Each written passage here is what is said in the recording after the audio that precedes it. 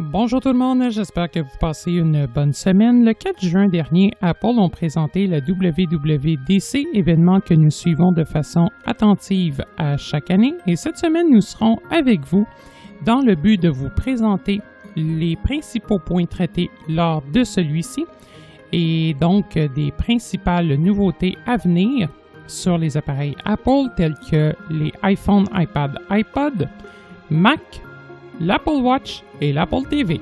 Bonne écoute!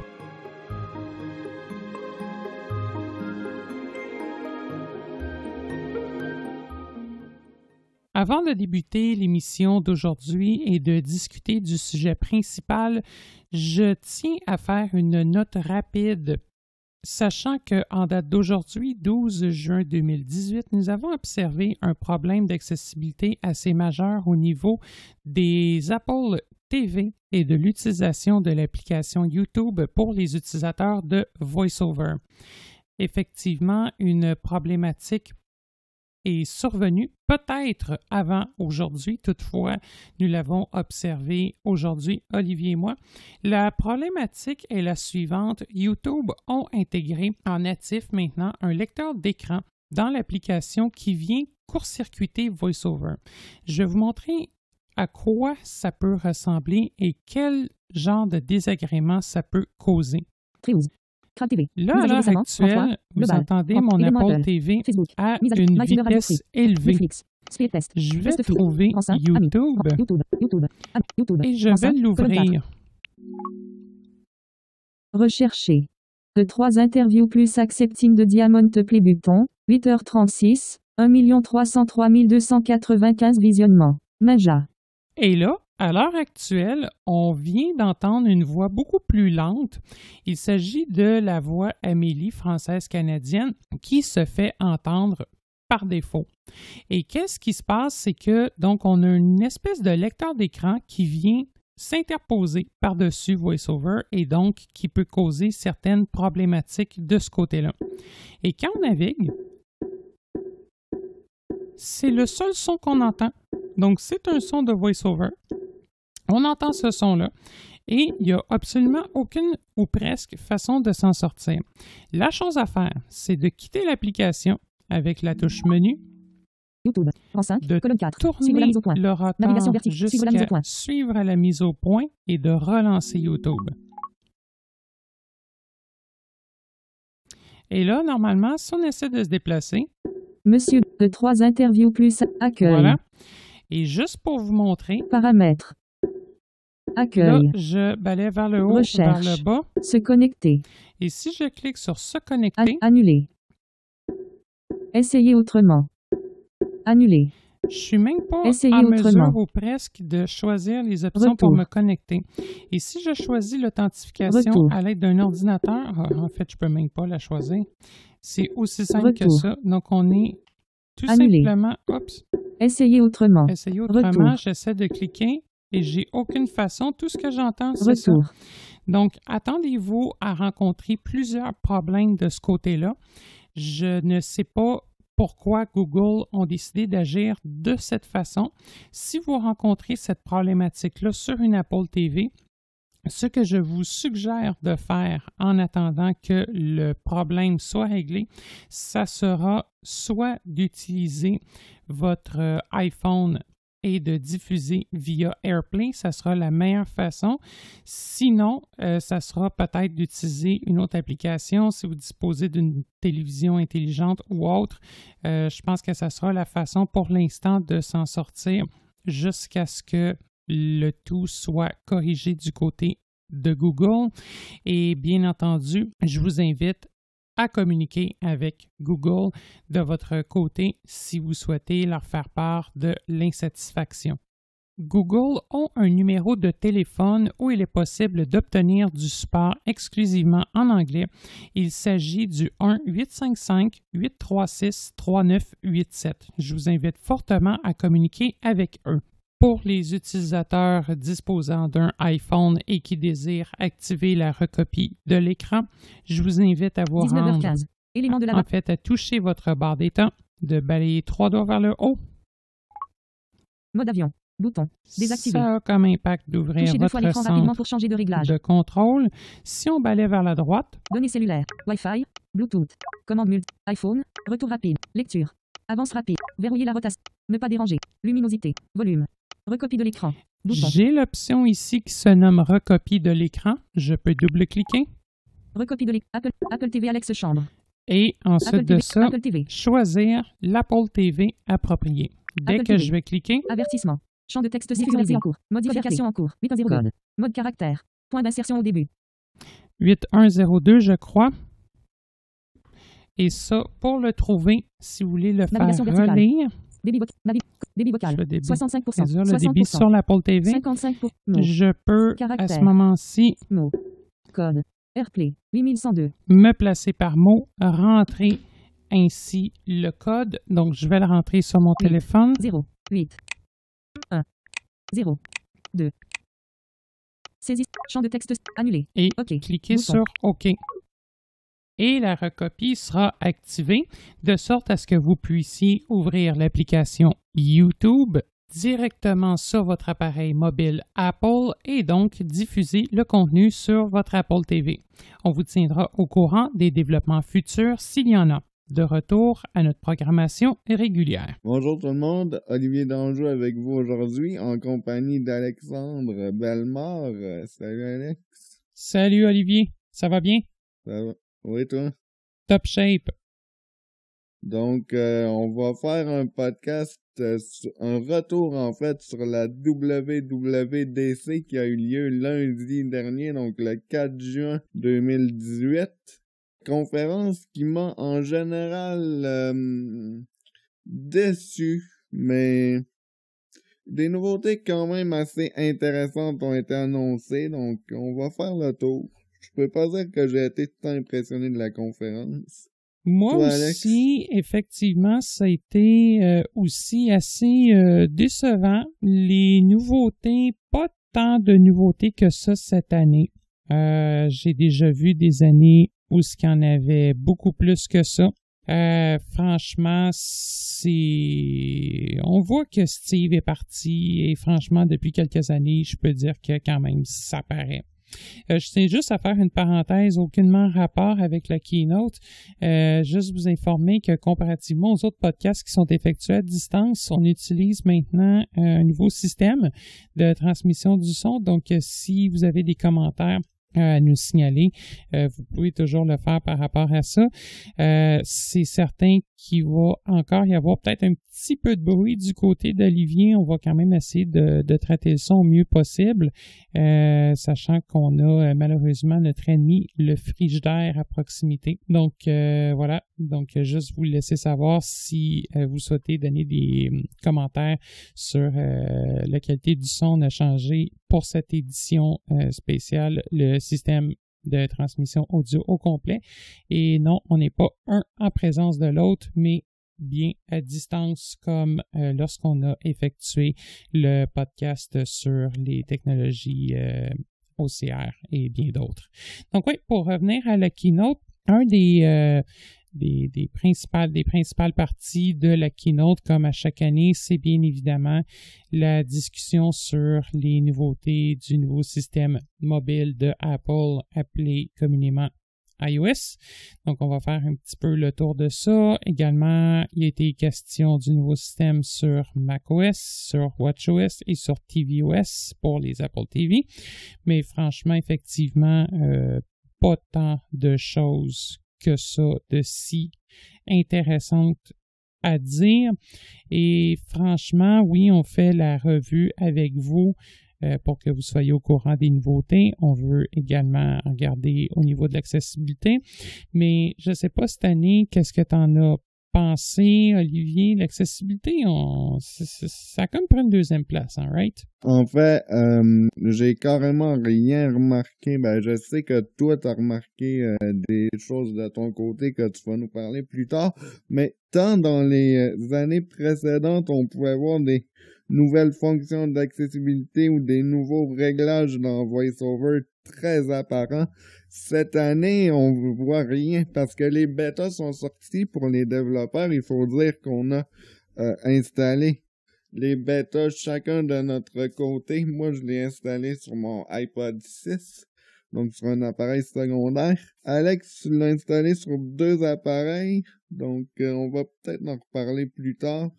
Il faut dire que on n'a pas trouvé tant d'améliorations en termes d'accessibilité. En fait, j'en ai pas vu du tout de mon côté. Et Alex en a vu de son bord. Il va vous en reparler plus tard. Ouais, j'ai vu quelques petites choses. Effectivement, je l'ai installé, sachant que j'ai la possibilité de le faire. Donc oui, je l'ai installé, mais franchement, oui, j'ai vu des choses, mais rien vraiment se rouler par terre et rien de très, très concluant à l'heure actuelle. Avant de commencer vraiment au niveau de l'accessibilité, je pense qu'on va quand même faire un petit tour global, puis on va intégrer l'accessibilité au courant de tout ça. Première étape, iOS 12 est disponible. La question qui tue, on peut l'installer sur quel type d'appareil? En fait, ça m'a surpris. Je vais vous dire pourquoi ça m'a surpris lorsqu'on sera à l'Apple Watch tout à l'heure. Mais tous les appareils qui supportent iOS 11 supportent iOS 12. Et je trouve que c'est une bonne chose. Parce que apparemment iOS 11 avait des bugs, donc ça va permettre de corriger ces bugs-là. Par contre, je comprends pas la logique d'Apple, mais j'y reviendrai plus tard. Effectivement, même pour les utilisateurs de iPhone 5S, de vieux iPad mini 2, c'est entièrement supporté pour ce qui est de iOS 12.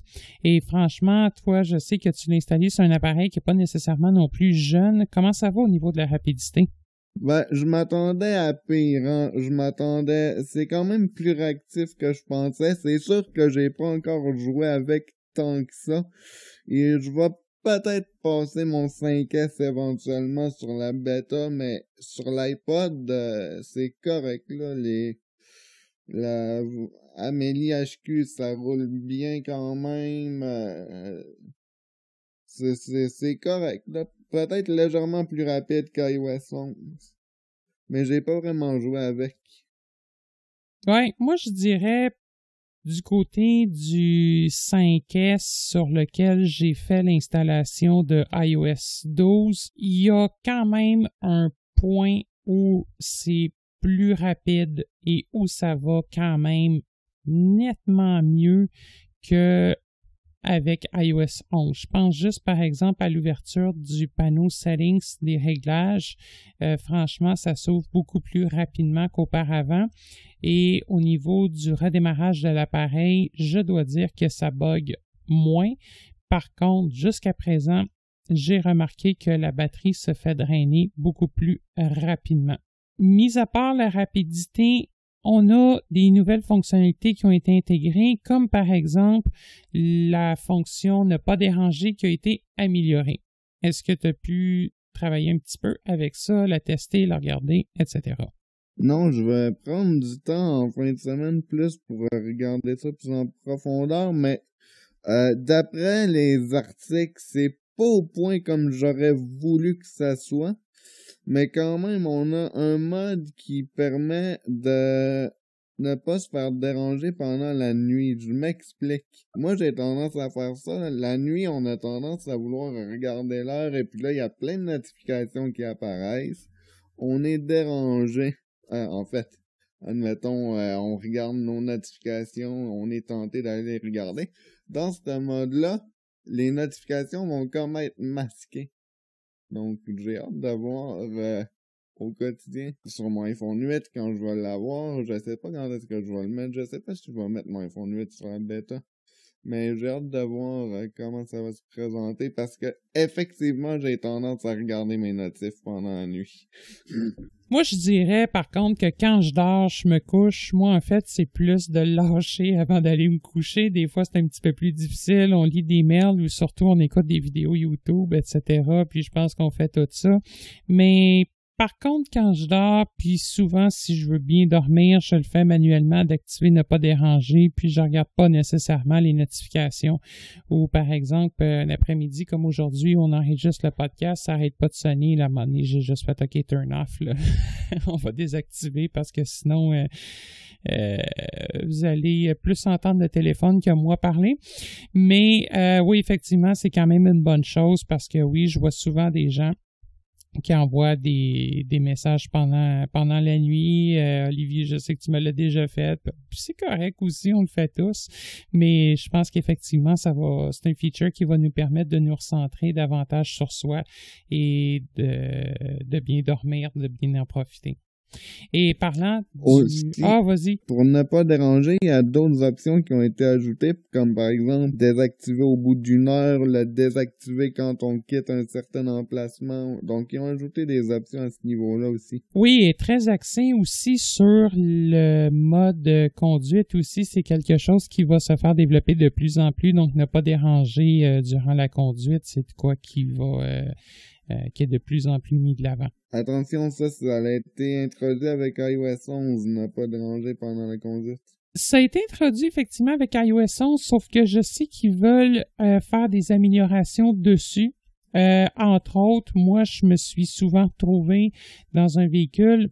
Malheureusement, je ne sais pas pourquoi ils veulent pas encore me donner de permis de conduire, mais j'ai été... On se demande bien pourquoi. Ouais, non, c'est ça, je sais pas. Hein. Pas, hein.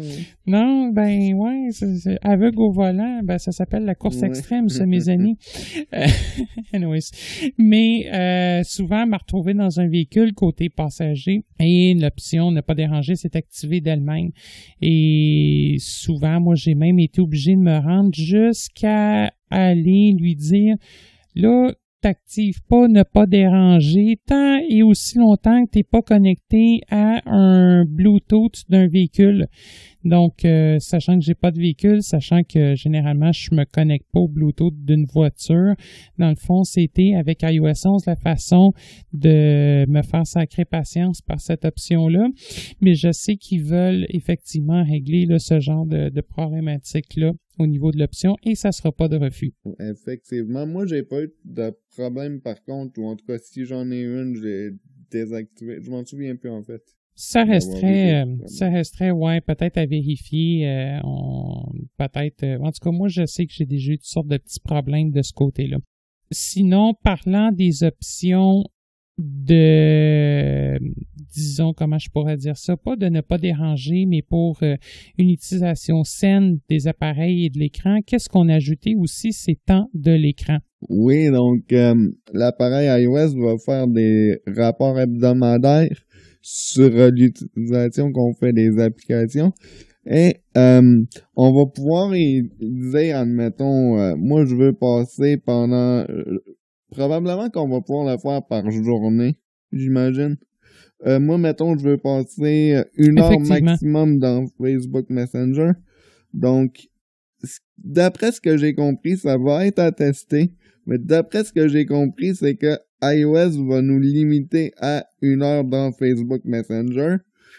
Mais on va pouvoir continuer d'utiliser les autres applications.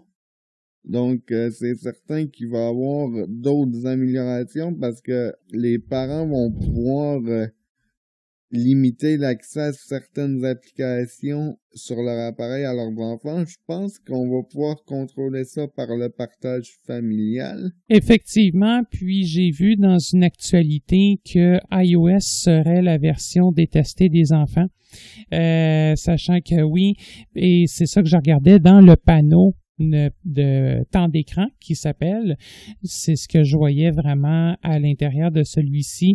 On peut voir de 1 la consommation effectuée pour chaque application sur une période basée sur la journée, sur la semaine et même, je crois, sur le mois. Et on a la possibilité de limiter soit par application, de limiter certains contenus spécifiques, de limiter l'utilisation entière du téléphone et là, à ce moment-là, juste des choses essentielles comme la réception des appels téléphoniques va toujours fonctionner. Donc, il y a quelques petits éléments comme ça qu'on va pouvoir configurer. Bien entendu, c'est certain que si, par exemple, vous utilisez une application Facebook, que vous avez mis une limitation, par exemple, de 2 heures par jour, au bout de, mettons, 1h55, il va vous avertir, bon, mais il vous reste 5 minutes d'utilisation de l'application. Et là, par la suite, l'application va se bloquer. Et pour débloquer l'application en question, si vous voulez vraiment le faire, là, à ce moment-là, vous allez être invité à saisir un code et un code spécifique à l'option de temps d'écran. À l'heure actuelle, le mode de temps d'écran est dans les réglages, à la racine des réglages. Moi, je comprends pas pourquoi Apple n'ont pas mis ça dans les restrictions. Quoi qu'ils vont peut-être le faire dans les futurs bêtas. Mais à l'heure actuelle, il est dans les réglages, à la racine. En fait, moi, j'ai peut-être une petite réponse à ça. D'après moi, c'est tout simplement pour sensibiliser les gens à ça, pour le mettre bien en vue et vraiment inciter les gens à lâcher, entre guillemets, l'écran. Moi, j'ai vraiment l'impression que c'est pour ça qu'ils l'ont davantage droppé directement dans les réglages au premier niveau, histoire qu'il soit facilement accessible. Aussi, il y a des nouvelles apps qui étaient disponibles sur iPhone auparavant, mais pas pour iPad, qui font leur apparition sur iPad. Et je parle notamment du dictaphone et de la bourse. Bourse dont je me tape carrément. Mais le dictaphone, ça pourrait être pratique. D'ailleurs, en parlant du dictaphone, ils l'ont complètement refait. J'ai pas encore regardé vraiment la nouvelle interface, mais on va pouvoir, et ça c'est une bonne chose, synchroniser nos mémos vocaux directement sur iCloud. En fait, ça va se faire automatiquement. Ouais, et vraiment aussi l'autre point super intéressant du dictaphone, c'est la possibilité de sélectionner le format de fichier, donc la taille et bref, donc la qualité d'enregistrement quand on enregistre, possibilité qu'on n'avait pas nécessairement avant. Par contre, je trouve ça dommage qu'ils nous laissent pas choisir le format de fichier. J'aurais trouvé ça bien pratique, par exemple, qu'on puisse choisir d'enregistrer directement en MP3.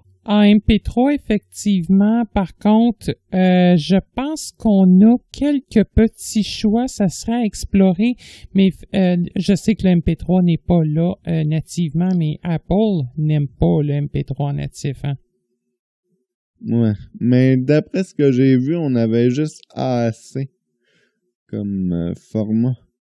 Ouais, je sais qu'il y avait beaucoup de AAC, effectivement. Je me demande s'il y a pas encore le M4A qui est disponible, ça resterait effectivement une chose à vérifier. Du côté de l'interface du dictaphone, le point positif avec VoiceOver, c'est la possibilité d'écouter un mémo et sans nécessairement avoir à cliquer sur le fameux haut-parleur, sachant que souvent, avec les versions précédentes de iOS, le mémo sortait par le trou dans le fond où on doit se coller l'oreille. Maintenant, ils ont enlevé cette espèce de fonctionnalité-là, donc il n'y a plus de problème. Et surtout, le problème pour les utilisateurs, c'était que lorsqu'on écoutait le mémo, s'il n'était pas sélectionné sur haut-parleur, mais bien sur écouteur, qu'est-ce qui se passait à ce moment-là? C'est que on avait même de la difficulté à écouter VoiceOver pour aller resélectionner correctement haut-parleur. Donc, vraiment, ça, c'est quand même un point intéressant à souligner. Ah, c'est quand même bien. Moi, j'aurais pas eu accès à ce point-là parce que sur iPod, il n'y a pas de trou pour l'oreille. Donc, je l'aurais vu cet automne. Ouais, c'est vrai, effectivement. Pas de trou. Ouais, non, effectivement. Mais moi, c'est ce que j'ai observé hier. J'étais comme, bon, enfin, on a pu agosser avec ça. Sinon, nouvelle interface pour iBooks. Oui, donc iBooks qui ne s'appelle plus iBooks, mais bien Livre ou Apple Books en anglais. Donc, ça va être intéressant à tester avec des livres à lire. J'ai fait une réinitialisation complète de mon iPod, comme tu sais. Donc, je vais accéder à mes livres achetés avec mon identifiant. Donc, j'ai bien hâte de voir. Oui, effectivement, ça risque d'être assez intéressant. Et parlant aussi d'autres modifications dans les apps, il semblerait, je n'ai pas testé, que maintenant l'application Podcast sur le iPhone supporte la navigation par chapitre. On va en parler C'est ce que sur... j'ai entendu dire aussi. Oui, effectivement. Puis ça, éventuellement, s'il y a des gens qui seraient intéressés à ce que le podcast de Canadiologue soit séparé par chapitre, je vous dis pas que c'est faisable facilement, mais c'est peut-être quelque chose qu'on pourrait mettre de l'avant, là, les séparer par chapitre, d'autant plus que maintenant iOS le supporte. Ce serait pas là, quelque chose qui pourrait s'appliquer pour les utilisateurs de Victor ou pour les utilisateurs, par exemple, de WatchOS. On va en parler plus tard parce que oui, il y a une nouveauté de ce côté-là, mais c'est quelque chose qu'on pourrait peut-être envisager de les séparer par chapitre. Bref, petite parenthèse. Juste avant de continuer, l'application podcast s'appelle Balado en français canadien, juste pour préciser. Oui, effectivement, c'est vrai. L'application, oui, ce podcast est un terme anglophone. En français, on devra dire la balado-diffusion, voilà. Donc, mais oui, effectivement, bon point. Great. Sinon, au niveau de FaceTime, des nouveautés aussi. Oui, donc FaceTime peut maintenant enfin supporter les appels à plusieurs participants, tant au niveau vidéo que audio. Apple ont fixé une limite de 32 participants. Honnêtement, je me demande si un particulier, parce que pour les entreprises, je vois très bien que ça pourrait s'atteindre, mais si un individu va vraiment atteindre cette limite. En fait, moi, je dirais que cette limite-là pourrait être atteinte dans le cas, et ça, c'est d'après moi quelque chose qui va se faire développer éventuellement, la possibilité de gérer les appels sur plusieurs périphériques en même temps, de jouer avec ça et, par exemple, éventuellement, probablement que les haut-parleurs connectés vont permettre le support complet de FaceTime. Donc, probablement qu'à un moment donné, je sais pas, peut-être que ça va finir en 32 appareils en même temps dans la conversation. Est-ce que ça va être séparé vraiment par Apple ID qui vont se loguer un appel FaceTime? Ça reste à voir. Moi, je sais que dans ma situation, surtout à l'époque, on a déjà, pour nous autres, utilisé FaceTime pour l'enregistrement. Je sais que des appareils, j'aurais voulu en loguer quelques-uns à l'appel, histoire d'en utiliser pour l'envoi d'audio, la réception d'audio et pour monitorer, mais c'était pas possible. Et c'est entre autres pour ça qu'on a changé de système parce que ça causait toutes sortes de problèmes. On peut monitorer beaucoup plus facilement avec TeamTalk.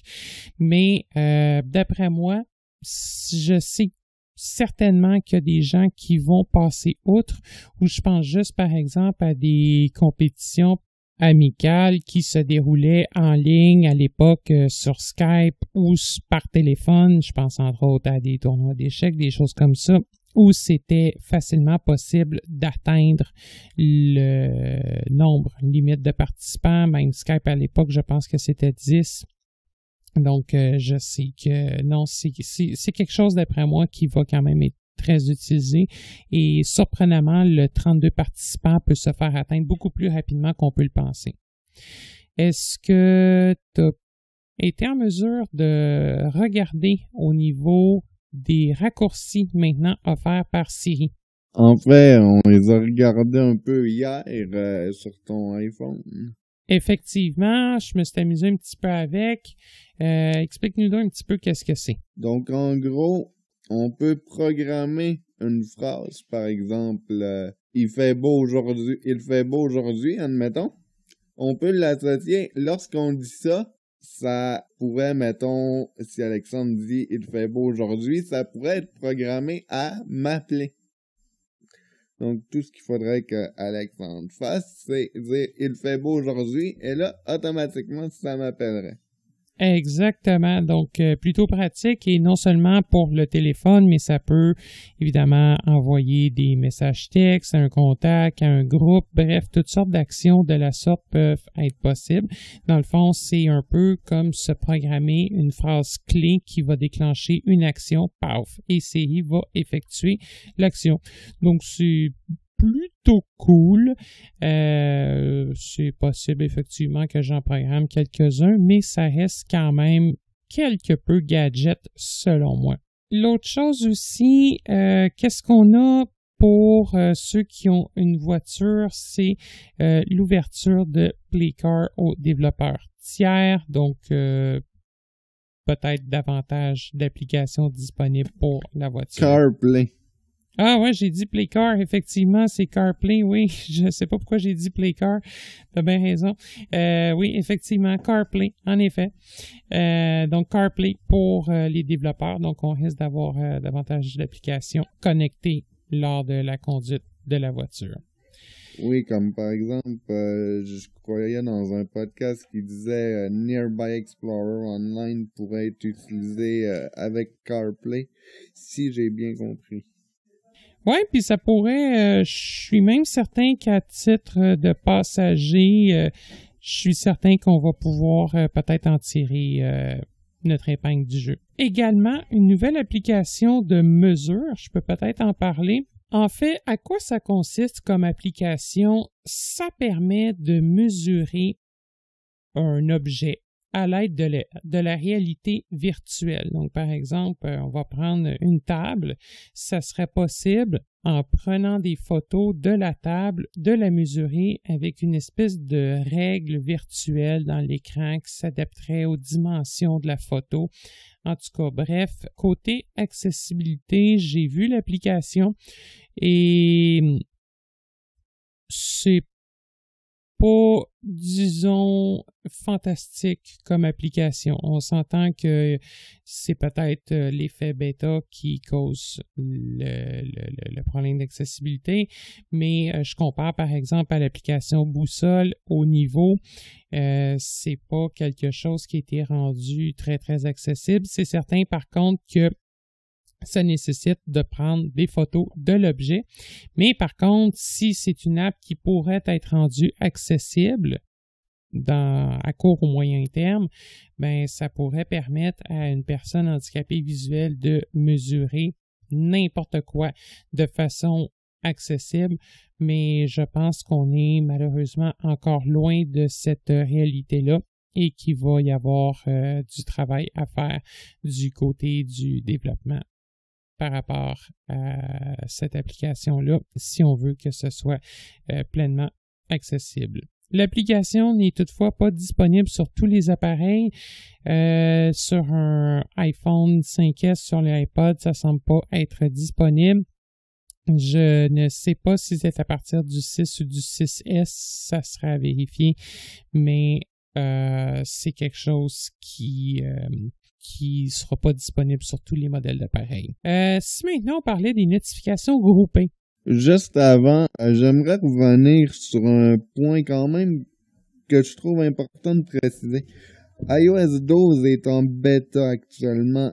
Et lorsqu'on parle de bêta, tout est susceptible de changer. Donc une bêta, pour ceux et celles qui sont pas familiarisés, qui sont pas familiers avec le concept, c'est qu'il nous donne un genre d'aperçu du logiciel, de quoi il va avoir l'air, mais à tout moment, ils peuvent enlever des fonctionnalités ou ils peuvent en rajouter. Donc, c'est vraiment pas une version finale et une bêta peut planter à tout moment. Par exemple, il y a quelques années, lorsque j'avais fait le test avec iOS 7, mon téléphone à l'époque, un iPhone 4S, avait carrément décidé d'arrêter de fonctionner, carrément, sans prévenir. J'ai été capable de le restaurer, heureusement, et de revenir sur, à l'époque, c'était iOS 6, mais une bêta peut planter n'importe quand. Les applications peuvent arrêter de fonctionner sans raison. Donc, c'est pour ça que je l'ai pas installé sur mon appareil primaire, sur mes appareils primaires, en fait. Dans ce cas-ci, un iPhone 8, parce que j'ai besoin que ça fonctionne. Il y a certains services qui peuvent être susceptibles de pas fonctionner, comme par exemple, ça pourrait arriver à un moment donné que l'app téléphone, pour une quelconque raison, ne fonctionne pas, mais c'est normal, c'est une bêta. Ça serait étonnant, mais oui, effectivement, ça pourrait effectivement arriver.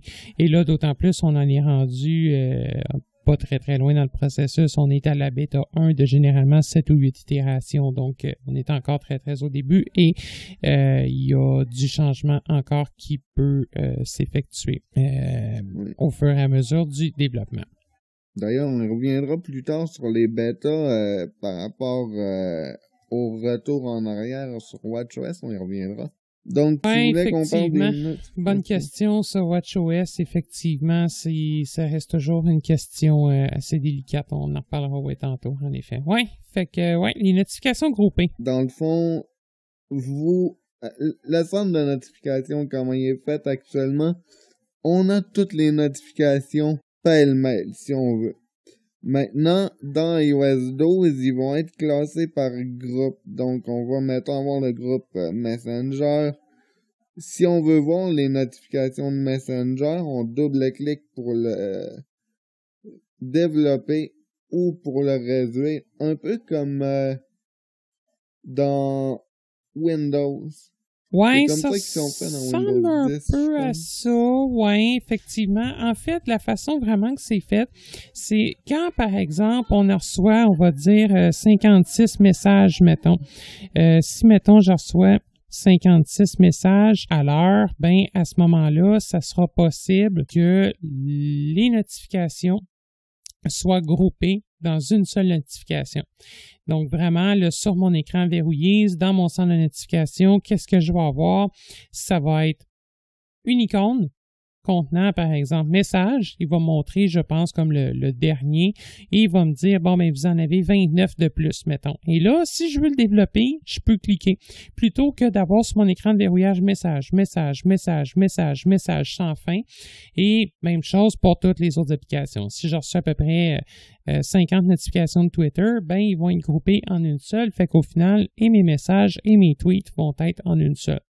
C'est un petit peu effectivement groupé comme ça sur Windows. Moi, ça me fait beaucoup plus penser au groupement par journée dans le centre de notification, mais au lieu d'être groupé par journée, c'est groupé par application. Et au lieu de tous nous les montrer, dans le fond, c'est une espèce de groupe qui peut se faire déployer ou qui peut se faire réduire à la demande. Donc, quand même plutôt intéressant de ce côté-là. Peut-être que ça va apporter une meilleure gestion des notifications, quoique moi, d'un autre côté, ce qui m'inquiète peut-être un petit peu, c'est qu'on risque peut-être de manquer de cette façon-là des notifications plus importantes si on est moins attentif et qu'on ne déploie pas chacun des groupes. Bref, je pense que ça reste à évaluer à l'usage. Et pour les appareils auditifs, il y a quelque chose, je crois. Effectivement, si vous disposez de AirPods, donc les écouteurs sans fil de Apple, c'est maintenant possible, en portant les écouteurs, d'entendre ce que le micro du iPhone diffuse. Par contre, j'ai fait quelques tests avec ça. Et franchement, le principal problème de ça, oui, le micro du iPhone est amplifié d'une façon correcte et permet d'entendre l'environnement autour de nous de façon plus fort. Par contre, il y a une espèce de délai vraiment fatigant tout dépendant du modèle d'appareil, de, mettons, un quart de seconde à une demi-seconde. Fait que des fois, je m'entends parler, mais en différé. Fait que pour quelqu'un qui a un problème d'audition, c'est encore même plus difficile à suivre. En tout cas, moi, je vous dis que personnellement, ça me bousille complètement le cerveau d'entendre ça avec un énorme délai comme ça. C'est même limite un délai qui est plus prononcé que des fois, certains micros qui s'enfilent, qui vont repousser dans des haut-parleurs, franchement, là, c'est assez désagréable. Moi, en tout cas, ça a comme fait wesh quand j'ai entendu l'effet que ça faisait. Là, j'étais comme non. Puis là, à l'heure actuelle, quand j'enregistre, je me réentends parler dans le micro. Ça me permet de monitorer le son. Et la seconde où je parle, je me rentends parler, j'ai pas de délai nécessairement. Et là, avec les AirPods, là, j'étais comme oh palais, ok, il va falloir qu'ils améliorent ça. Sinon, côté accessibilité, c'est pas une promesse. J'ai juste vu un paramètre au niveau du braille qui laisserait présager que peut-être les afficheurs braille via USB pourraient être supportés éventuellement par le téléphone, sachant qu'il y a une espèce de paramètre disant que l'afficheur peut toujours se connecter à l'appareil, même si celui-ci est verrouillé. J'ai fait des tests avec du matériel, un Focus, un Brilliant supportant le USB. Évidemment, les deux appareils le supportent. Je les ai connectés à mon téléphone avec un câble, mais malheureusement, ça a été sans succès à l'heure actuelle. C'est la première année où que Apple ne semble pas faire d'efforts au niveau de l'accessibilité pour ajouter des nouvelles fonctionnalités, même dans iOS 11. On n'a pas eu grand-chose de nouveau, mais on avait quand même des nouvelles fonctionnalités comme par exemple choisir comment les liens sont énoncés. Est-ce qu'on veut que VoiceOver joue un son? Est-ce qu'on veut qu'il change la tonalité? On a eu quelques éléments. C'était pas tant, mais il y en avait. Là, cette année, j'ai l'impression qu'il y en a carrément pas. Et je trouve ça très décevant. Moi aussi, exactement même chose. Même chose l'année passée. On a quand même eu des belles choses. Là, je pense par exemple à la gestion des erreurs d'orthographe par le retard. Je pense notamment à tout le remappage des commandes pour les afficheurs braille. C'était possible maintenant de réassigner toutes les commandes à votre main pour un utilisateur de braille. C'était quand même un point super intéressant. Je ne pense également qu'à la possibilité d'avoir accès à du texte dans une image. Tout ça, c'était rendu disponible l'année passée. Cette année, effectivement, on est dans un néant vraiment complet. Et effectivement, moi, ça a comme fait moyen. Et l'autre chose aussi, pour ceux qui pourraient se poser la question, comment on connecte un appareil USB à un terminal mobile de Apple? La réponse est toute simple. J'ai même déjà connecté un clavier USB à un terminal, j'ai connecté des cartes son, j'ai connecté un paquet de trucs à ça. La façon de le faire, c'est d'acheter un adapteur Lightning à USB qui coûte environ 40$ dans le commerce et qui permet de faire ça. Mais attention, ne courez pas au Apple Store à aller en acheter un. Ça supporte des appareils très spécifique et souvent ça nécessite une alimentation externe de l'appareil, sans quoi l'appareil mobile ne sera pas en mesure d'alimenter l'appareil USB. C'est sûr que mettez même pas un disque dur externe dans le connecteur de ce truc-là parce que ça va lâcher, là. En fait, ça passera même pas, ça va faire une erreur, tout simplement. Mais pour revenir à ça, très décevant du côté de l'accessibilité. Je peux pas dire que j'ai fait en installant la version. Wow! C'est la fonctionnalité qu'il fallait pour tout le monde. Moi, je m'attendais même peut-être au niveau de l'application permettant de mesurer un objet. Moi, j'étais comme, hey, ça peut donc remplacer les règles, les galons à mesurer par l'an. Wow, ça serait fantastique. Ça serait définitivement ça coche, comme on dit. Mais on n'est vraiment pas là. On est vraiment pas là. Moi, ce que je trouve dommage, ce que je me suis demandé, c'est que à la Google I.O., donc la Google I.O., c'est la conférence organisée par Google pour Android. Au niveau de l'accessibilité, moi, j'ai pas suivi la Google I.O., mais apparemment, ils en ont fait allusion. Et dans Android hypé la prochaine version d'Android que j'ai très hâte qu'il sorte pour essayer. D'ailleurs, que je couvrirai dans un prochain podcast. Il y a des nouvelles fonctionnalités d'accessibilité. Et je me suis carrément demandé, je pense pas que c'est le cas, mais je me suis carrément demandé si Apple nous avait pas oublié cette année. Ouais, moi aussi, c'est weird un petit peu. Bon, c'est sûr qu'Android ont quand même beaucoup de chemin à faire côté de l'accessibilité. Ils ont vraiment beaucoup de chemin à faire et ils ont perdu une coupe de plumes avec la mise en ligne de Oreo. Mais effectivement, moi, ça a comme fait surtout que l'accessibilité fait quand même partie des valeurs premières de Apple là, qui sont affichées en grande première sur le site web. Moi, j'étais comme, ouf, il n'y a pas grand-chose cette année. Et comme dernière nouveauté aussi, la mise à jour automatique de iOS serait maintenant rendue disponible et potentiellement gérée bientôt, right? Oui, donc c'est disponible sur Android depuis Android 7.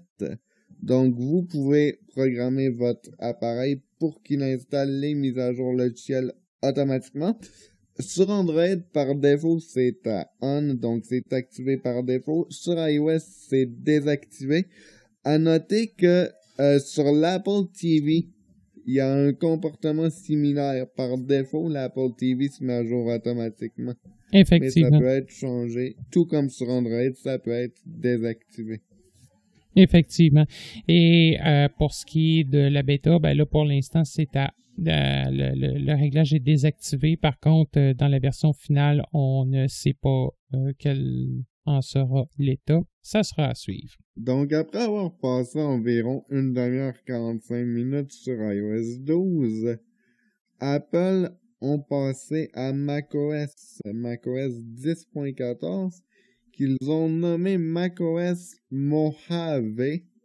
Donc, Mojave, ça se prononce. Par contre, ça s'écrit Mojave, M-O-J-A-V-E. Personnellement, je suis pas un grand utilisateur de Mac, je suis pas un grand fan de macOS. J'utilise macOS de temps en temps, mais notre expert y est plus en ma compagnie de chez lui à Montréal, en l'occurrence Alex.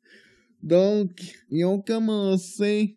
Alors ça, je sais pas s'ils l'ont annoncé dans la keynote ou si c'est un truc qu'on a vu passer sur Internet, mais les mises à jour système ne seront plus gérées par l'App Store, mais bien par les préférences système. Exactement. En fait, ça n'a pas été explicité, je pense, directement dans la keynote. Je l'ai vu effectivement sur Internet. Dans le fond, moi, ça me fait penser un petit peu à un genre de retour en arrière, parce qu'à l'époque, quand on parlait de Snow Leopard, de Lion, etc., les mises à jour, il y avait dans le menu pomme une option pour faire les mises à jour système directement par là. Fait que j'ai comme vraiment l'impression que ça revient directement par donc l'ancienne méthode, vraiment, et pourquoi ils ont abandonné l'App Store, probablement, en fait, le Mac App Store, probablement, tout simplement, pour que l'utilisateur puisse bien séparer les mises à jour des applications et autres. Par contre, il y a un truc que je veux, que t'as dit que, pas qu'il me chicote, mais je me souviens que tu parlais mise à jour logiciel qui était dans le menu, même dans Maverick, c'était là. En fait, ça nous redirigeait carrément dans le Mac App Store. Oui, quand le Mac App Store existait, parce qu'il y a eu une grande période de temps, Snow Leopard, le Mac App Store, il n'y en avait juste pas de Mac App Store. Non, il n'y en avait juste pas, fait que il pouvait pas rediriger là.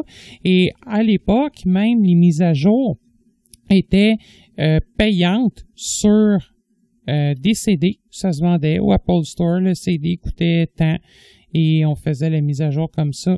J'en ai acheté une couple de CD comme ça. Je pense que c'est à partir de Maverick justement que les mises à jour ont arrêté d'être payantes.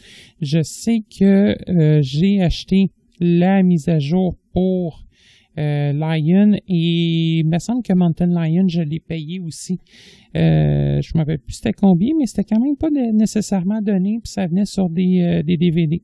Ouais. Ah, moi, quand j'ai eu mon Mac, il était sur Maverick. Ouais, ok, fait que c'est pour ça que t'as pas connu la version du système d'exploitation avant que l'App Store, en fait le Mac App Store, appelons-le App Store, pour les prochaines fois, ça va être plus court à dire. L'App Store n'existait pas, tout simplement. Fait que, genre d'espèce de petit retour en arrière, une décision peut-être étrange, on verra. Parlant du Mac App Store, Apple l'ont complètement refait. Donc, l'année passée, c'était iOS. Et là, cette année, ils se sont organisés, en fait, pour que l'App Store d'iOS arrive sur macOS. Et l'une des nouveautés, entre autres, c'est que Microsoft Office 365 va se retrouver sur le Mac App Store. Effectivement, Microsoft Office 365 va être bientôt disponible sur le Mac App Store, une entente entre Microsoft et Apple. Bon, évidemment, ça sera probablement pas offert gratuit. En tout cas, moi, j'en doute énormément. Je pense pas que ça va l'être. Généralement, ça va être payable avec un abonnement, comme on peut le retrouver sous Windows. Et parlant effectivement du Mac App Store qui va être orienté peut-être un petit peu plus de façon iOS, maintenant, les développeurs vont avoir la possibilité de rendre disponible directement dans le Mac App Store, s'ils le souhaitent, leur application iOS. Donc, ça sera possible pour un développeur de convertir son application iOS, histoire que l'application puisse rouler ou puisse tourner sur le Mac. C'est certain que là, il va y avoir des limitations. Entre autres, je voyais des gens à date, et là, on est encore en bêta, se plaindre, par exemple, si on souhaitait faire bouger, par exemple, une roue, une barre de défilement, c'était pas nécessairement possible de le faire au clavier. On devait utiliser la gestuelle souris. Donc, tout ça, ça sera à suivre. Est-ce qu'il y a beaucoup de développeurs qui vont décider de prendre cette avenue-là? Je n'en sais absolument rien pour l'instant.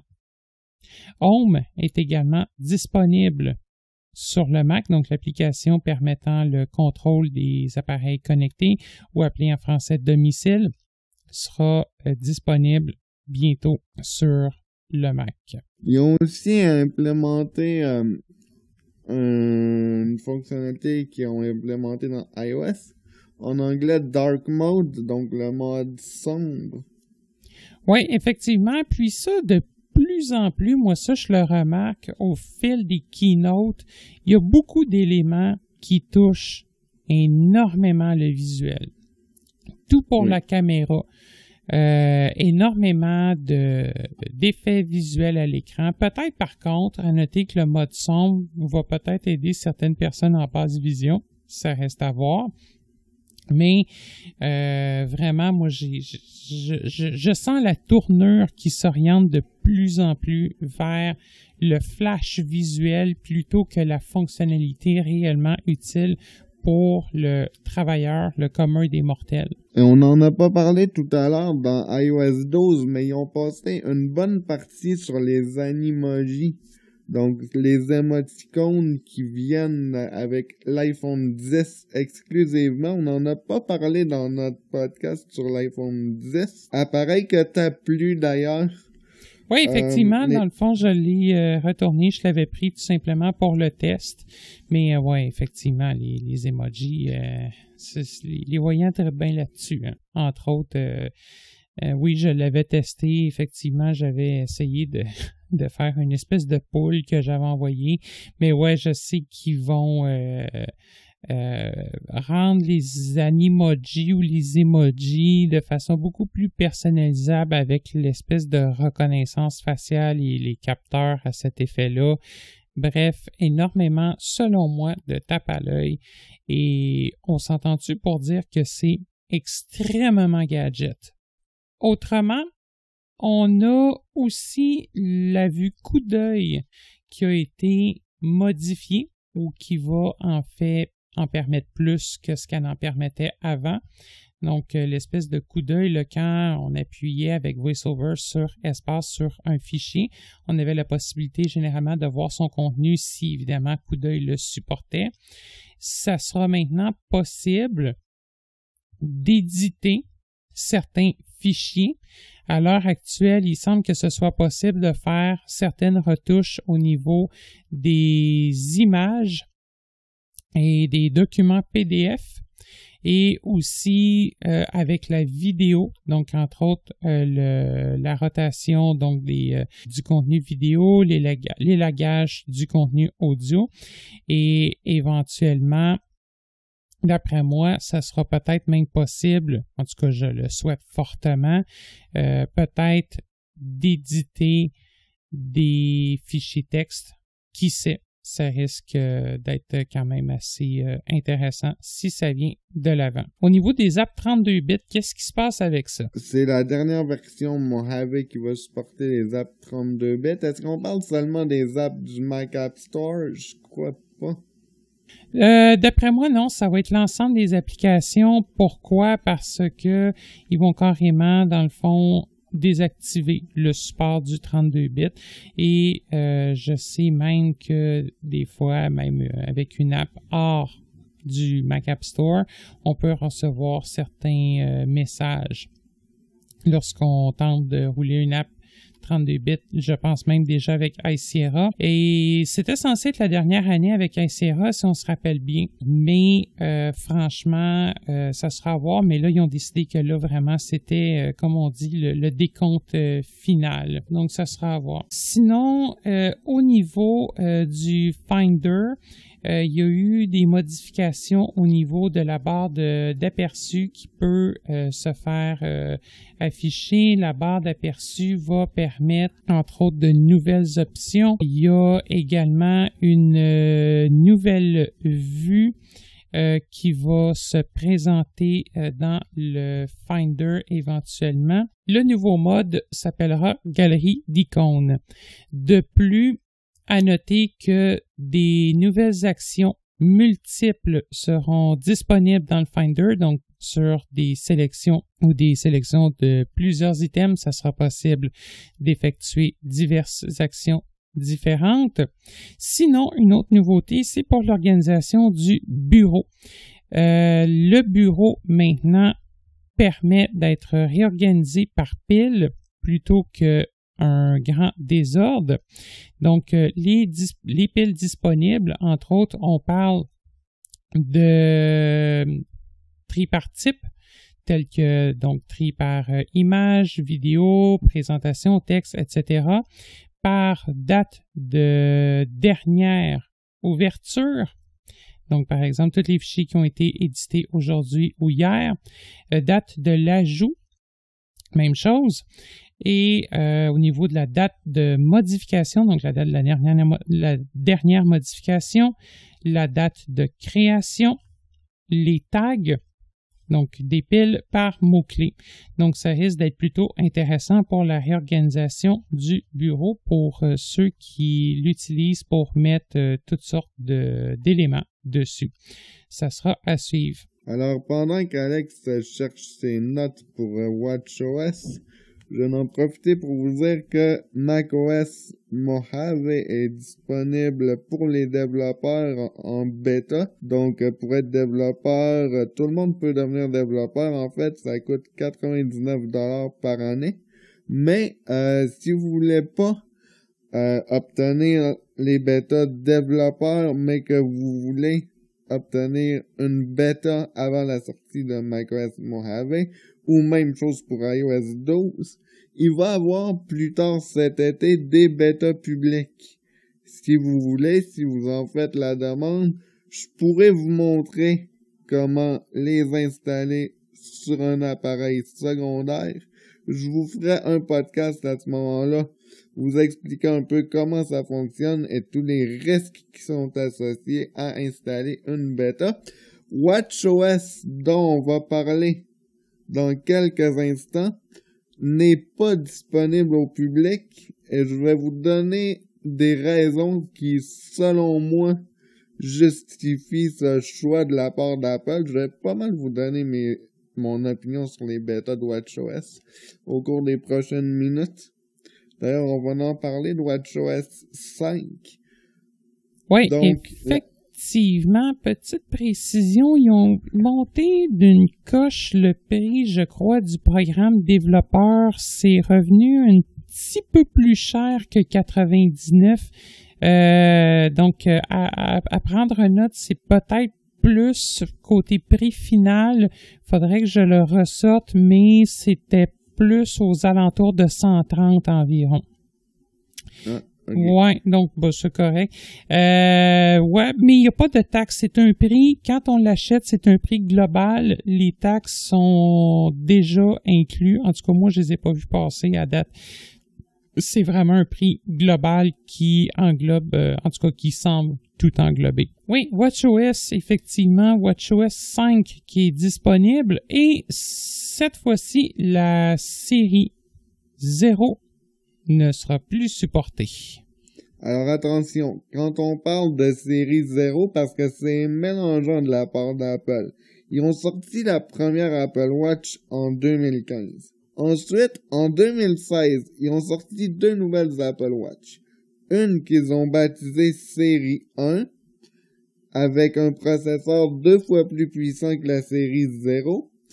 Et ils ont sorti l'Apple Watch série 2, qui intègre un GPS et le même processeur que l'Apple Watch série 1. Cette année, Apple ont sorti l'Apple Watch série 3. Je m'en souviens plus si on en avait parlé dans notre podcast dédié à l'iPhone 8 et à l'iPhone 10. L'Apple Watch série 3 se décline en 2 modèles. Donc, un modèle Apple Watch classique, quoi. Et un modèle cellulaire. Donc, qui intègre une carte SIM. Je crois qu'on en avait parlé. Oui, on en avait glissé un mot, effectivement. Puis, j'avais indiqué que les modèles cellulaires étaient pour être supportés exclusivement pour l'instant par Bell et TELUS, ce qui est toujours le cas d'ailleurs. Oui. Et donc, l'Apple Watch série 0, donc l'Apple Watch original, n'est plus supporté. Et c'est vraiment bizarre, parce que l'iPhone 5S, qui est sorti avant l'Apple Watch, supporte encore iOS 12. Mais iOS 12 n'aura pas le choix de bien gérer WatchOS 4 parce qu'il y a quand même beaucoup d'Apple Watch série 0 en circulation. Donc, je comprends pas la logique d'Apple derrière ça. Que Apple continue de faire évoluer l'iPhone 5S, mais qui ne continue pas de faire évoluer l'Apple Watch, je trouve ça bizarre. Sérieux, je comprends pas la stratégie derrière ça. En fait, faut quand même dire que le processeur de l'Apple Watch série 0 était vraiment rendu à bout de souffle. Là aussi, faut quand même pas non plus oublier cet aspect-là. Moi, je me demande en fait si au niveau technique, ils n'ont pas vraiment été obligés de tirer sa plug à proprement parler parce que le processeur était vraiment rendu insupportable. Et même une Apple Watch série 0 avec WatchOS 4, c'est lent, c'est très très lent. C'est pas si pire que ça. Oh, c'est lent. Oh, c'est... Quand tu pèses dessus... C'est lent comparé à une série 3, mais... Ah, ben oui, non, là, effectivement, il n'y a même pas de comparaison, mais moi, je me rappelle, la Watch, d'ailleurs, moi, là, je l'ai changé parce que j'étais plus capable. La Watch série 0, quand tu pèses dessus, puis que tu veux juste envoyer oui ou non à quelqu'un, puis que ça prend à peu près 30 secondes à loader l'écran, non, c'était lent. C'était lent. C'était moi pas aussi, très, j'ai très changé. actif. Ouais, mais, on a tout changé. On a changé tous les deux pour une série 3. Pas cellulaire, mais j'ai craqué pour une série 3, puis lui aussi quelques jours après. J'ai eu l'Apple Watch série 0 que j'ai donné à ma mère. Elle était pas si lente que ça pour moi, mais c'est sûr je l'utilisais plus pour mes entraînements au gym. Je m'en servais pas à tous les jours. Ouais, mais puis... Ah, vas-y. La batterie sur l'Apple Watch série 3 est incroyablement mieux. Je peux toffer 2 jours avec. Ah oui. Une journée et demie, Ah 2 oui, jours. comme faut. La batterie sur la première aussi était quand même assez impressionnante. Elle t'a fait bien. Non. Moi, elle t'a fait... Pas pour moi. Elle t'a fait un bout, moi. Elle t'a fait une bonne journée et demie, là. Mettons, je la rechargeais pas le soir, moi, ça m'inquiétait pas pour le lendemain, là. Honnêtement, ça m'inquiétait pas. Ah non, moi, oublie ça. La really? batterie, ça m'a déçu quand j'ai acheté l'Apple Watch. Écoute, la batterie, c'était déception totale. Même, je m'attendais que la batterie de la Watch Série 3 soit aussi pire que... j'ai été agréablement surpris. Ah, c'est bizarre parce que moi, je dirais même que la batterie de la série 0, au contraire, j'étais juste, c'est pas tuable. Oui, la Watch série 3 a une coche de plus, effectivement, mais j'étais comme, vraiment la batterie de la série, quand moi je l'ai acheté, ça a vraiment... En fait, à la fin de la journée, j'avais un doute à savoir, je la plug-tu, je la plug pas.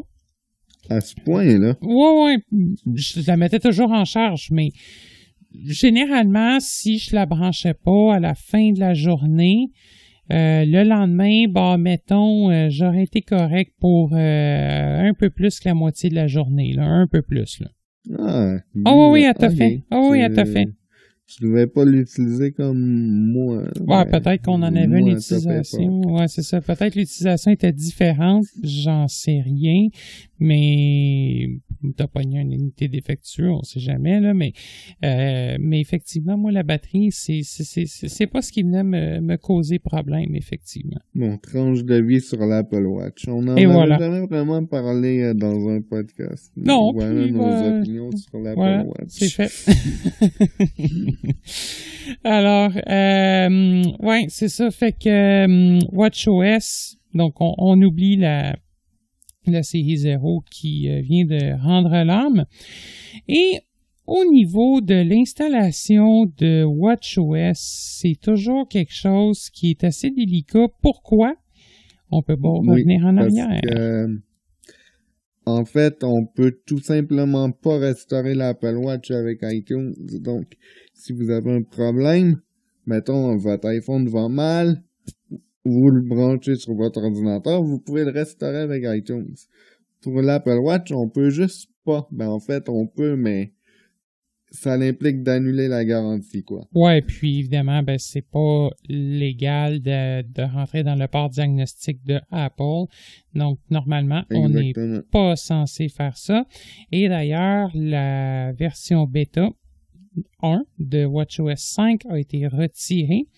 Pourquoi? Parce que après l'installation, pour une raison obscure, il y avait des montres qui n'étaient plus utilisables et qui devaient être retournés directement en Apple Store. Donc, ils ont carrément enlevé ça de là.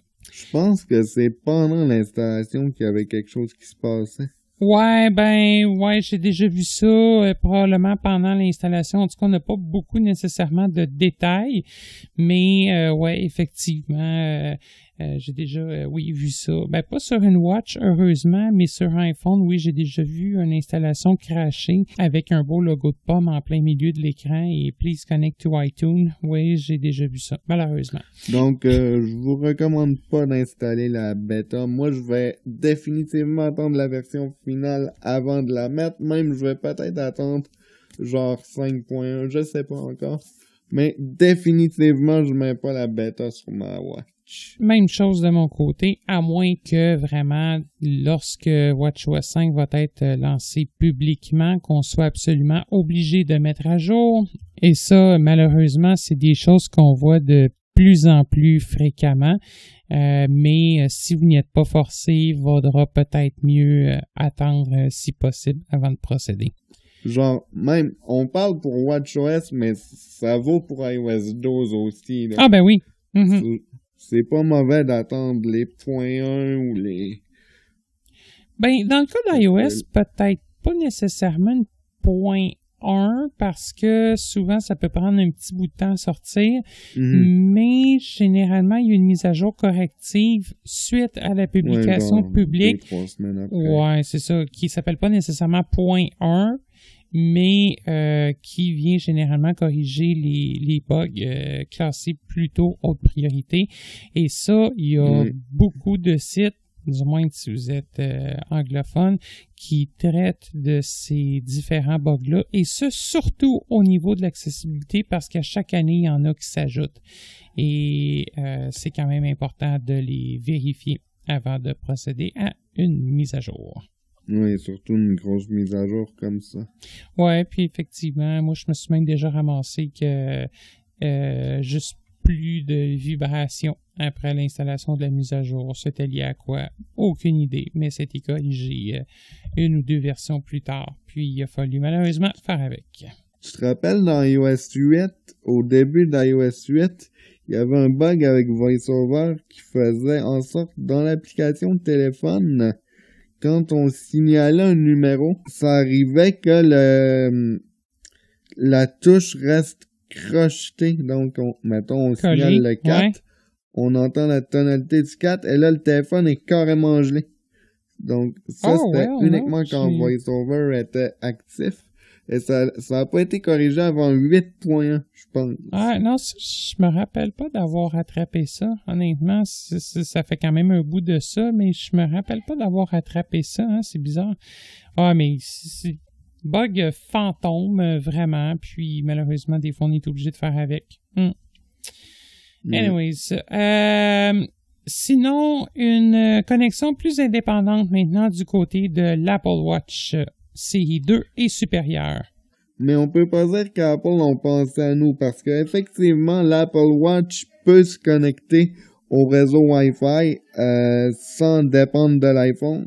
Donc, il y a une section Wi-Fi apparemment dans les réglages de la montre. Cependant, pour rentrer le mot de passe, il faut y aller en lettres manuscrites, entre autres. Oh, intéressant à savoir. OK. Donc, il y a peut-être d'autres moyens, mais il parlait qu'on pouvait griffonner ou en... Faudrait que je aille revoir, là, mais il y a définitivement pas de clavier qui apparaît. Ouais, non, ça, je m'en doute effectivement, mais non, mais ça, j'admets que c'est effectivement traite. Moi, d'après moi, ce qui risque peut-être d'arriver, oui, la montre va pouvoir se connecter au Wi-Fi, mais d'après moi, on va pouvoir, en tout cas, j'espère, pouvoir transférer les réseaux connus sur le iPhone directement sur l'Apple Watch. En tout cas, je le souhaite, là, parce que sinon, je peux aller voir pendant que tu traites d'un autre point. Oui, effectivement. On peut effectivement faire ça, oui. Sinon, qu'est-ce qu'on a d'autre? C'est l'application Walkie Talkie qui sera disponible en fait sur l'Apple Watch.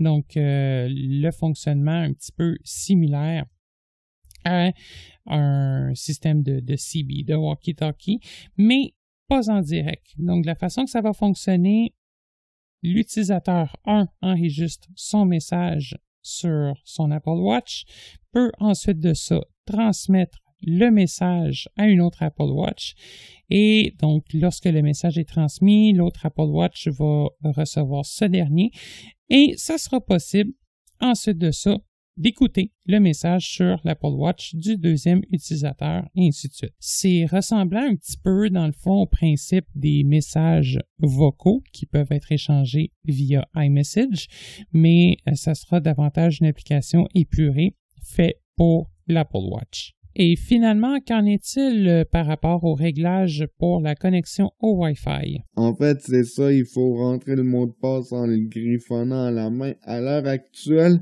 on peut jouer avec la couronne digitale pour les lettres majuscules ou pour les minuscules. On peut aussi oublier un réseau Wi-Fi directement depuis les réglages de la montre. Oui, du côté de l'accessibilité, c'est intéressant de pouvoir en oublier, mais vaut-il bien être en mesure d'être capable de se connecter d'abord? Je ne sais pas comment VoiceOver gérerait ça. L'écriture manuscrite, je sais que sur iPhone, c'est une fonction qui est supportée de VoiceOver. C'est quelque chose qu'on peut faire avec VoiceOver si on connaît comment former ses lettres. Il n'y a pas de problème. mais c'est certain que ça va prendre beaucoup de pratique et ça risque de ne pas être à la portée de tous. Donc, j'ai comme malheureusement l'impression que l'accessibilité a encore pris une débarque de ce côté-ci. Effectivement. Très dommage. Sinon, prochain feature, la navigation sur le web qui risque d'être maintenant possible.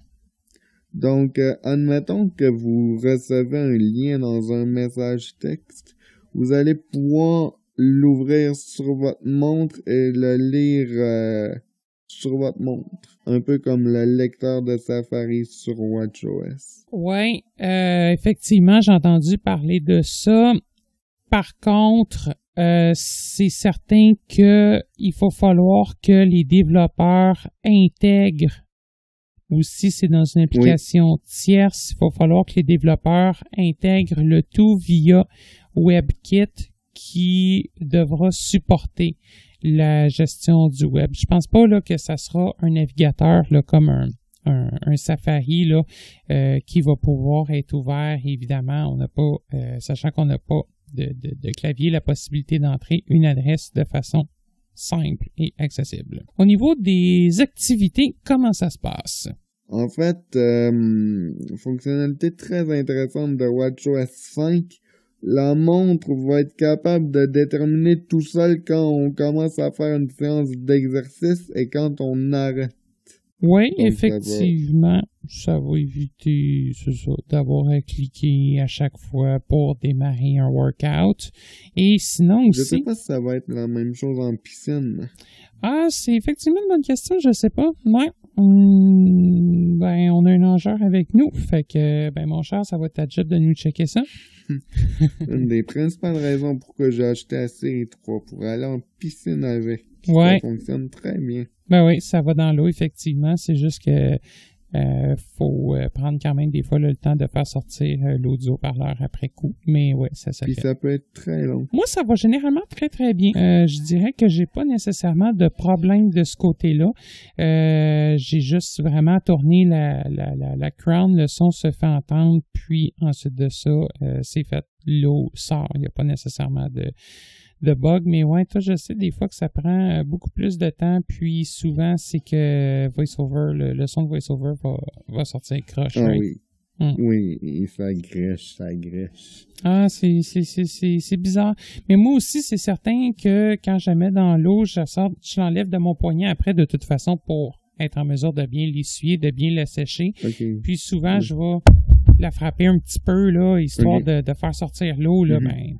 C'est sûr que je la frapperai pas avec un marteau, là, mais juste de la faire égoutter parce que souvent, si je la secoue pas, ben là, des fois, la secouer, ça l'égoutte correctement, puis là, tu passes le son d'évacuation de l'eau, t'enlèves le mode aquatique, puis ça va très, très bien. D'ailleurs, petite parenthèse, il y a des sons aussi, des applications qui génèrent des sons pour les iPhone 8, 7, 8 et 10 qui peuvent aller dans l'eau, non garanti toutefois s'il y a des traces d'eau à l'intérieur et que l'appareil est défectueux. Et si vous le mettez dans l'eau, il y a des applications qui permettent d'enlever le liquide à l'intérieur. Donc, si ça vous arrive, vous pouvez aller voir du côté de l'application Sonic. En tout cas, petite parenthèse en passant. Parce que tu as mis ton iPhone 8 dans l'eau. Eh oui, je l'ai testé, puis je pense que beaucoup de gens l'ont fait. Ben oui, je l'ai fait, puis ça fonctionne très très bien. Et oui, ça se fait. Par contre, c'est sûr que je laisse. C'est pas recommandé. Non, ben, bon, oui, je l'ai fait. Je l'avoue, je l'ai fait. J'ai voulu le tester et la réponse, c'est que il est encore vivant. Donc, ça m'a dit. Ah oui, ben oui. Non, effectivement, j'avais un full coverage, mais donc, à un moment donné, si vous voulez aller jouer avec vos canards puis votre téléphone, ben, ça se fait. Alright. Sinon, ouais, pour en revenir à nos moutons, c'est maintenant possible aussi avec l'application Activité de challenger des amis et de partager nos données. Oui, donc ça pourrait potentiellement me motiver à faire un petit peu plus d'activité. Olivier va me pusher ses stats, là, puis ça va me motiver à me bouger, là. Hello! Ouais, on va se motiver un puis l'autre. Ouais, non, c'est ça. On va se partager nos anneaux. Là. Mais donc, oui, vraiment pour inciter à faire du sport puis bouger. Donc, c'est quand même pas une mauvaise idée. Fait que faut falloir que je me mette au gym. Là. Sinon, aussi, maintenant, le support de 2 nouvelles activités, le yoga, la randonnée. Et okay. ouais, donc et pour ce qui est de la course de la marche, une nouvelle unité de mesure qui sera disponible, c'est-à-dire le nombre de pas par minute. Donc ça peut quand même être assez intéressant aussi de ce côté-là. Donc la comptabilisation des pas. J'ai hâte d'avoir WatchOS 5 cet automne, ça promet quand même. Ouais, ben effectivement, surtout pour ceux qui l'utilisent, qui font du sport avec, ça pourrait, je suis sûr effectivement qu'il va y avoir des belles avancées de ce côté-là. Moi, à date, ça a l'air que je suis destiné à devenir gros. Jette-moi tu veux, Alex. Ouais, non, c'est ça, effectivement. On va s'envoyer des petits reminders, là. Ah ouais, bouge. Well, support des podcasts maintenant également. Oui, donc, malheureusement, et ça, c'est un gros défaut de l'Apple Watch, je trouve, on ne peut pas écouter de musique sans brancher des écouteurs Bluetooth. Tout à fait d'accord. C'est la même chose pour les podcasts. Ça gosse. Effectivement, personnellement, je suis tout à fait d'accord. C'est quand même un des gros défauts. Pourquoi, en fait, d'après moi, ils font ça? C'est qu'ils ne trouvent pas que le haut-parleur est probablement d'assez bonne qualité pour permettre une écoute de musique. Mais pour du podcast ou pour quelqu'un, tant qu'à moi, qui écoute du livre audio, qui n'a pas besoin d'entendre un range de EQ, quand on écoute de la musique, là, ouais, pas juste des aigus, là, EQ, ça couvre low, high, ça couvre la basse, ça couvre les aigus, ça couvre tout, là. C'est sûr que l'Apple Watch contient pas un subwoofer, là, évidemment, on est d'accord avec ça, mais pour écouter du livre audio, c'est quand même quelque chose qui serait quand même très appréciable de pouvoir utiliser le haut-parleur interne de l'Apple Watch, d'autant plus qu'on écoute déjà de la TTS à la journée longue avec et que le haut-parleur de la série 3 a nettement été amélioré par rapport aux éditions précédentes. J'ai pas vu la série 2, mais par rapport à la série 0, oh oui, oh que oui. Ouais, non, c'est ça, grosse amélioration. Puis, bon, on n'a pas un cinéma maison dans le bras, là, on s'entend là-dessus, c'est pas des haut-parleurs stéréo, mais on a quand même la possibilité, tant qu'à moi, un livre audio, où si vous voulez nous écouter parler pendant 1 heure, ben c'est quelque chose que vous pourriez tellement bien faire avec l'Apple Watch, si ça le permettrait, évidemment. Moi, une des raisons que je pense pourquoi ils font pas ça, c'est que le haut-parleur, plus il est fort, plus ça a un impact sur la batterie. Ah ouais, ok. Oui, quand, dans les débuts de WatchOS, je mettais le volume de VoiceOver à 100% et ça faisait descendre la batterie. Là, je parle de l'Apple Watch Series 0. Ouais, j'ai pas testé avec la série 3, mais ça faisait descendre la batterie super vite et donc il disait que c'était mieux de laisser le volume de VoiceOver genre à 80 et c'est quand même correct. Et je l'ai fait et ça a marché. Quand le haut-parleur est trop fort, la batterie descend plus vite. Ah, c'est la première fois que j'entends parler de celle-là. OK, c'est intéressant. Ça mérite effectivement de tester avec une série 3 ou... bon, de toute façon, la série 0, bye-bye, est partie. Mais ouais, ça mérite de tester. Mais en tout cas, si tu es capable de nous sortir une petite statistique là-dessus, c'est quelque chose qui pourrait peut-être être intéressant, effectivement, à savoir de ce côté-là. OK. Intéressant. Sinon, les raccourcis de série, les notifications groupées sont censées être maintenant disponibles sur la Watch, un peu comme on en parlait tout à l'heure avec iOS. Et l'autre chose aussi, c'est maintenant plus nécessaire de dire systématiquement 10 Siri lorsqu'on souhaite appeler Siri. Maintenant, on a la possibilité tout simplement de lever le poignet et l'assistance vocale est censée nous écouter automatiquement. En fait, je savais même pas qu'on pouvait dire « dis Siri » pour provoquer le déclenchement de Siri sur l'Apple Watch. C'est peut-être parce que moi, il est juste pas activé sur mon téléphone. C'est censé être possible de le faire, effectivement. Je pense que c'est, en fait, pour dire « dis Siri », il faut, en fait, qu'elle soit déjà déverrouillée. C'est pas directement verrouillé que ça peut se passer. Il faut quand même juste appuyer dessus. Là, je pense que « dis Siri » peut s'enclencher. Effectivement, après vérification, c'est en effet le cas. On serait rendu à la dernière partie, c'est-à-dire l'Apple TV. Oui, donc l'Apple TV, on est rendu à tvOS 12 qui va sortir, qui va être disponible en bêta public, si je ne me trompe pas, plus tard ce mois-ci. Ouais, j'ai pas la date exacte, par exemple, ça sera vérifié. Au niveau des fonctionnalités, encore là, beaucoup d'éléments basés sur le visuel. Il y a deux choses qui m'ont davantage attiré l'attention. C'est au niveau du Dolby TMOS qui va maintenant être supporté. En fait, c'est quoi? C'est la possibilité d'avoir un meilleur son.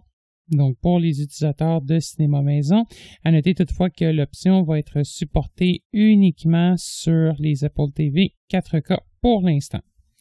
Et l'autre chose, et ça, je ne sais pas si ça va être disponible chez nous avec nos télédistributeurs, pour ceux qui utilisent des applications de live streaming, c'est également possible. Maintenant, Apple TV veulent lancer ce qu'ils appellent le Zero Sign-In.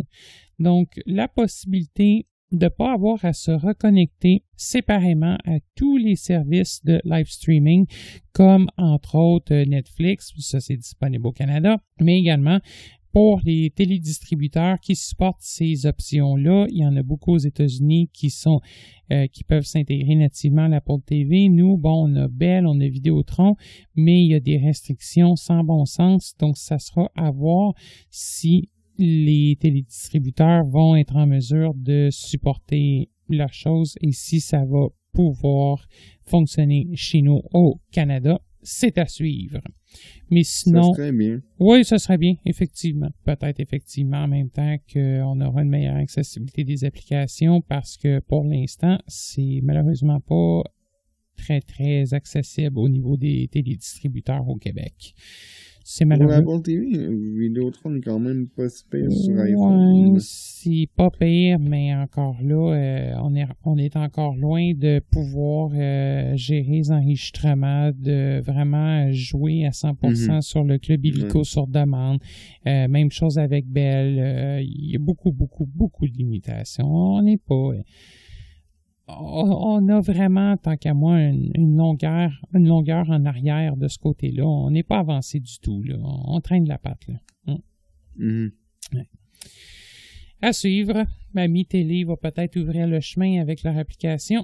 On pourrait le souhaiter. Je ne sais pas s'il y avait d'autres choses que tu souhaitais ajouter. C'est sûr qu'il y a beaucoup de points qu'on n'a pas couverts, qu'on pourrait élaborer beaucoup plus du côté visuel de la chose. Oui. Mais je pense qu'on a quand même fait le tour de l'essentiel. Sachant que la keynote a duré plus que 2 heures, on a quand même résumé.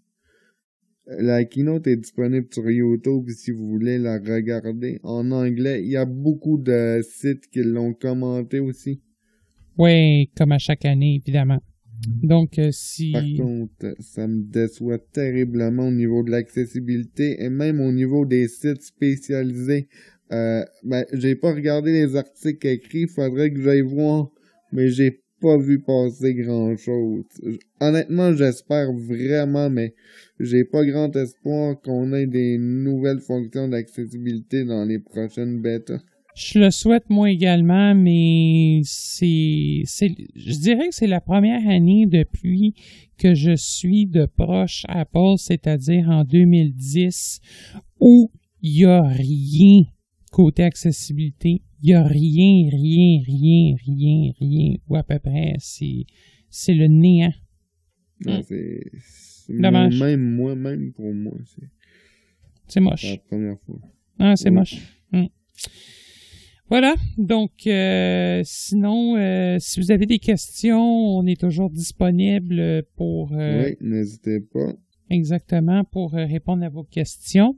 Sinon, on espère que vous avez apprécié l'épisode. Si vous avez des commentaires ou quoi que ce soit, on est toujours là pour vous répondre, même si vous avez besoin de formation sur l'utilisation des produits Apple. On offre toujours des programmes de formation en privé au coût de 30 $ de l'heure. Donc, n'hésitez pas à nous contacter. Donc, au plaisir, Alex. Ça fait toujours plaisir de faire des podcasts à deux. Et on espère Effectivement. que vous aimez ça. Toujours agréable, effectivement, à réaliser. On espère que ça l'est tout autant lorsque vous les écoutez. Et n'hésitez surtout pas à nous donner vos suggestions et vos avis. Oui, on aime entendre de vous. On voudrait savoir ce que vous pensez de tout ça. Pensez-vous qu'Apple délaisse l'accessibilité? On aime ça entendre vos commentaires. On aime ça quand vous nous écrivez. Et on est là pour ça, évidemment, répondre à vos questions, à vos commentaires. Oui. Donc, voilà. Donc, nous, on vous dit à une prochaine émission. Si vous avez des À la sujets, prochaine. exactement, si vous avez des sujets d'émission, on peut également les prendre, aucun problème.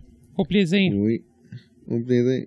Avant de terminer cette présente émission, je tiens sincèrement à vous remercier toutes et tous pour votre loyauté envers cette série de podcasts sur les technologies adaptées. Je tiens également à remercier notre fidèle collaborateur. À titre de rappel, je tiens à vous informer que Canadialogue n'offrira en aucun temps du support technique gratuit en lien avec des produits dont il est question dans ces émissions et qui ne sont pas directement commercialisés par la société Canadialogue. Veuillez noter que nos podcasts sont accessibles via notre site web, YouTube, iTunes, ainsi que sur les appareils Victor. Pour ces derniers, il vous suffira de consulter la liste de suggestions de podcasts de Humanware nommée Français Canada. Si vous avez des questions, suggestions ou commentaires en lien avec cette série de podcasts, je vous invite à nous contacter par courriel à l'adresse podcast avec un s @canadialogue.com, soit podcast@canadialog.com.